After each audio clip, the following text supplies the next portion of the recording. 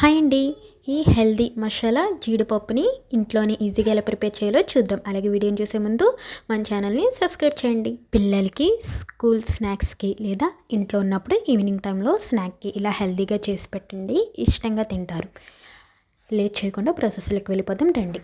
ముందుగా ఒక కప్పు జీడిపప్పుని తీసుకొని పక్కన పెట్టుకోవాలి. ఇప్పుడు కడాయి పెట్టి 2 స్పూన్స్ నెయ్యిని వేసి హీట్ అయిన తర్వాత ఒక కప్పు జీడిపప్పుని తీసుకున్నాం కదండి, ఆ జీడిపప్పుని వేసి కలుపుతూ మాడిపోకుండా ఇలా గోల్డెన్ షేడ్ వచ్చేదాకా మీడియం ఫ్లేమ్లో పెట్టుకొని కలుపుతూ ఫ్రై చేసుకోవాలి. ఇప్పుడు బౌల్లోకి తీసుకొని దాంట్లో 1/2 టీ స్పూన్ కారం, చిటికెడు పసుపు, రుచికి సరిపడినంత సాల్ట్, అలాగే 1/2 teaspoon garam masala, 1/2 teaspoon pepper పౌడర్ని వేసుకొని ఈ మసాలాలన్నీ జీడిపప్పుకి పట్టేలా కలుపుకొని సర్వ్ చేసుకోవడమే.